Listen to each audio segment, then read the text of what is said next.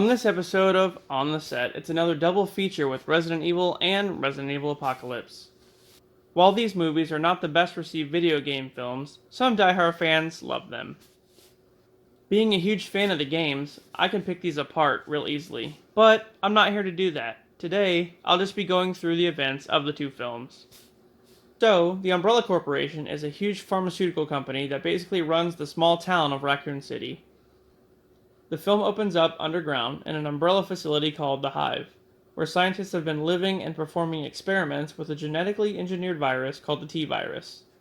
We see someone moving rather quickly through the lab and intentionally shatters a vial of it, releasing it into the air.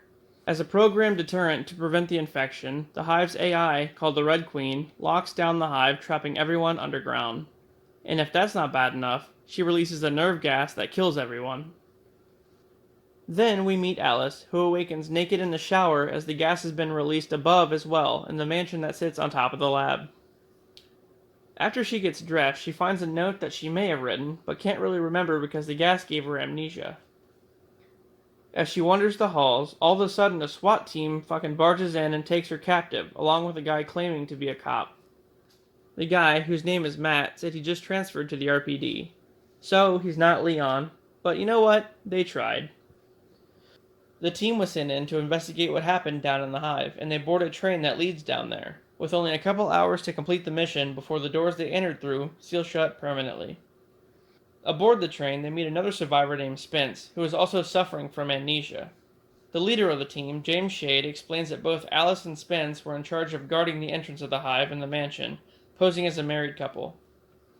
Spence? You mean Oswald Spencer? Again, another lazy reference. As they enter the Hive, they reach a long hallway that has the Red Queen's chamber on the other side. They plan on turning her off so that her defense system won't stop them from investigating. However, that goes south almost immediately, and basically most of the team gets annihilated by a laser grid. The only remaining members are JD, Kaplan, and Rain, who then get to the Queen's chamber and turn her off, unknowingly releasing all the zombies into the Hive.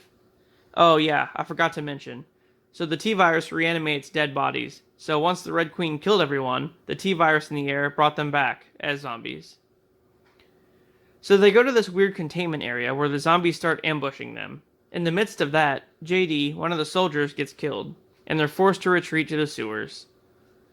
Around this time, Matt goes into the office area of the Hive to look for clues. He runs into Alice and tells her that his sister posed as an Umbrella employee and was down there trying to find proof that would link Umbrella to the T-virus, exposing them. Her memory starts coming back and she remembers that she was actually his sister's contact on the inside. But she says nothing. Then, they're attacked by Matt's zombified sister. With time running out, they decide to reactivate the Red Queen so they can find another way out, and they threaten her with another shutdown if she doesn't cooperate. So they head to the sewers yet again, this time with a zombified JD biting Rain, and Kaplan seemingly shooting himself. Just then, Alice remembers that there's an antivirus, but it's deeper into the lab. The remaining members of the group go to the T-virus room where it was held and find nothing. This is where the big reveal happens. Spence comes clean as the one who stole and released the T-virus initially. Spence then traps the others in the room, but not before getting bitten by a random zombie. Making his way back to the train, Spence grabs the antivirus which he hid on there and injects himself. But it does no good as a licker, a biologically engineered creature, attacks him. After feeding on the infected flesh of Spence, the licker mutates into a bigger creature and attacks them. The Red Queen locks them in the room, refusing to let them out, due to Rain being infected. So Kaplan then appears and shuts her down. Hey, he's not dead after all. The group heads to the train to escape and gets attacked by the licker yet again, who is now even bigger. It scratches Matt and kills Kaplan, leaving Matt and Alice to fight it all alone, as Rain succumbs to the virus. They kill the licker and get to the mansion before the door seals shut. Ha! They made it! But they're not out of the clear yet. Out of nowhere, these doors burst open and they're ambushed by Umbrella scientists, who say Matt is mutating, and then they put him on the Nemesis program. Sometime later, Alice wakes up in another Umbrella facility hooked up to a bunch of wires. She breaks out of the room and heads into the street, which has now been completely trashed and what looks like overrun by zombies. This is where Apocalypse starts. As Alice and Matt get captured by Umbrella, the scientists, led by William Birkin, open the hive back up to see what happened down there, which leads to them being overrun and the virus spreading into the city.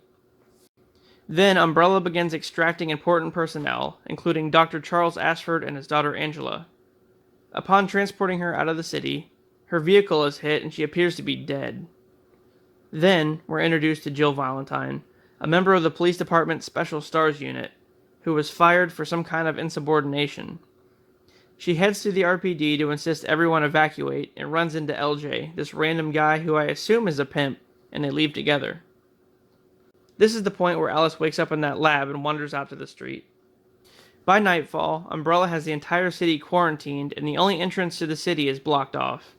Alice is still wandering around and decides to get decked out in biker gear for some reason, and then we find out Umbrella has infected her with the T-virus. But for some reason, she's not a zombie. Meanwhile, at the gate, Umbrella is still holding people from leaving the city as Stars attempts to control the crowd. Jill shows up and reunites with her old partner Peyton. Just then, a zombie finds its way to the gate and bites him.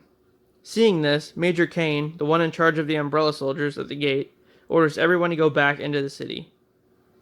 Then we meet Carlos, one of the soldiers hired by Umbrella to rescue any survivors left behind. He's part of this secret commando team that Umbrella put together, really just to hide their involvement, but they're posing it as them rescuing survivors, I guess. They team up with Stars to take down a horde of zombies, but Carlos gets bitten in the process. In another part of the city, Jill, Peyton, and some others are attacked by a licker while they're hiding in a church, and they're ultimately saved by Alice, who now has superpowers due to the T-virus. With Raccoon City pretty much doomed, Umbrella unleashes a super soldier named Nemesis to kill off the remaining Stars members. Using the city's CCTV, Ashford attempts to look for his daughter. He contacts Alice and Jill and asks them to help find her in exchange for safe evacuation out of the city. So they head to Angela's school, where they run into Carlos and his partner Nikolai, who Ashford offered the same deal to, and then they decide to work together. They find Angela and get ambushed by some more Cerberus. That's zombie dogs, if you don't know. Then, as they walk through a graveyard, really? Why would they even put that in here? They find out that Umbrella plans to nuke the city at dawn. So, they can't get rid of the zombies, so I guess fuck everybody else, huh? Just then, they're ambushed by Nemesis, and Alice has a mini showdown with him. After a short heated battle, she gets away and meets back up with the group. Angela tells everyone that her father was the one who created the T-virus initially to help her walk again. She has some kind of degenerative disease and has to constantly inject herself with both the T-virus and the antivirus just so she can walk. After hearing that Carlos, Angela, and Alice are all infected, LJ almost has a panic attack. That's pretty funny too. He's like, man, you should have told me y'all infected. I'm chilling with you and shit. Anyway, Alice cures Carlos with the antivirus and they head for the extraction helicopter to reunite Angela with her father. When they get there, they're ambushed by Umbrella. Oh, surprise, surprise. And Nemesis is forced to have another showdown with Alice.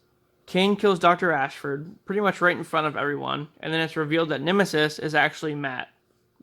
Not like we didn't know that or anything already. They have a brief fight, and then she holds back, realizing that Matt isn't in control.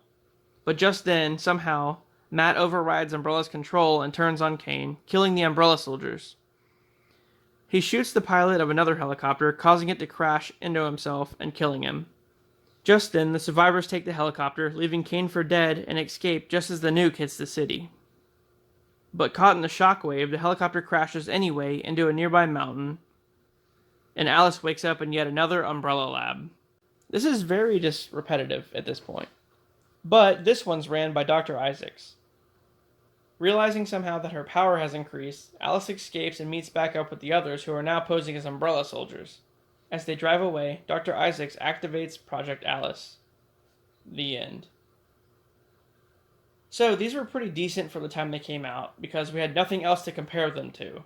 I mean, they weren't the games, but they had certain elements of the games thrown in there, and they tried, I guess. I mean, they got Nemesis kind of right, and the whole T-virus and the Hive thing. But aside from that, yeah, no. It's like Paul Anderson just randomly Googled Resident Evil one day, and was like, you know what? I'm going to make a movie based off this. But he only used the wiki description. Anyway, guys, I hope you enjoyed it, and I'll see you on the next one.